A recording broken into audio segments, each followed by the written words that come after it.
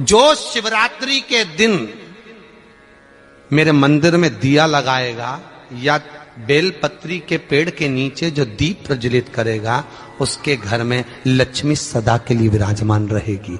जीवन में अगर बहुत तकलीफ है, बहुत कष्ट है, आपको पहले भी कहा फिर कहते हैं, पंडित्री पड़ेगी।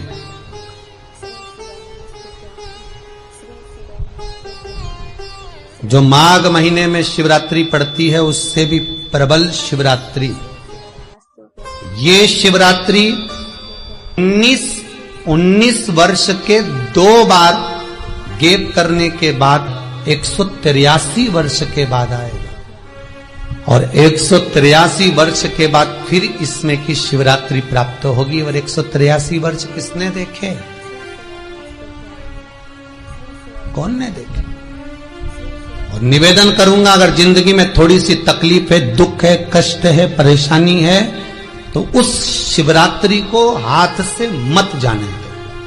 वाली शिवरात्रि को आपको पहले भी कहा कि क्या क्या वस्तु भगवान शंकर को हम रात्रि के समय पर चढ़ा दें, जिससे हमारा रोग समाप्त हो जाए, हमारी बीमारी समाप्त हो जाए, हमारे जीवन में सुख समृद्धि लक्ष्मी आ जाए। वो समर्पण का भाव। और शिवरात्रि आने में देरी है और आपके जीवन में बहुत कष्ट है, बहुत कष्ट। महाराज 5 कमलगट्टे, 5 बेलपत्र तांबे के लोटे में जल भरकर रख लीजिए। सीधे हाथ पर उस कलश को रखो जिसमें 5 कमलगट्टे और 5 बेलपत्र रखिए। श्री शिवाय नमस्तुभ्यम शिव महापुराण का मूल मंत्र है, जैसे भागवत का मूल मंत्र है ओम नमो भगवते वासुदेवाय। शिव महापुराण का मूल मंत्र है श्री शिवाय नमस्तुभ्यम। इस मंत्र का 5 बार स्मरण कर कर आपको जो तकलीफ है उसको हृदय चित्त से धरकर मस्तक से कलश को लगाकर किसी एकांतेश्वर महादेव पर, एकांतेश्वर महादेव मतलब अपने गांव से, नगर से, शहर से जो बाहर खेड़े में हो, बिल्कुल बाहर, जिस शिवलिंग पर कोई पूजन करने ना जाता हो, एकांत में बैठे हो, जंगल में बैठे हो, कहीं किसी वृक्ष के नीचे विराजमान हो, ऐसे एकांतेश्वर महादेव पर अपनी कामना कर कर वो जल समर्पित कर दो। 1 बेलपत्र, 1 कमलगट्टा उठाकर अपने घर पर लेकर आ जाओ। जो तकलीफ बहुत ज्यादा हो रही है 5 दिन में आपको मालूम पड़ जाएगा, 5 दिन में अंतर आ जाएगा। शिव का अनुमोदन करो, शंकर का स्मरण करो। महाराज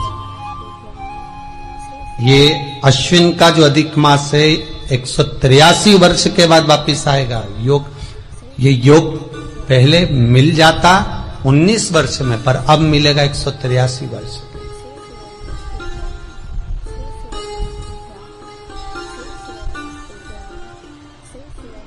एक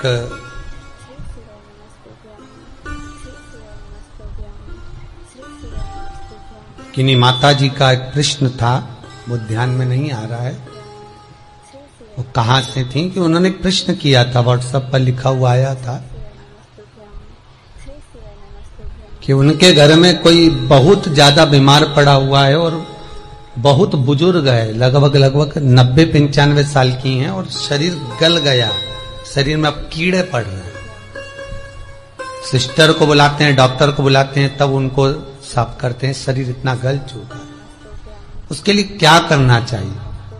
एक निवेदन करूंगा, एक भगोनी में गेहूं रख लीजिए, एक पात्र में गेहूं, जो बहुत बुजुर्ग हो चुकी हैं, कीड़े पड़ रहे हैं शरीर में, आपने एकादशी दे दी, गीता जी करवा दी, पाठ करवा दिया, गौदान करवा दिया, मोक्ष करवा दिया, सब कुछ करवा दिया, तो भी मुक्ति नहीं मिल रही है, तो पात्र में गेहूं रखकर उन माता जी की सीधे हाथ की 3 उंगलियां उस गेहूं में डालकर उनका नाम और गोत्र बोलकर वो गेहूं गाय को खिला दीजिए।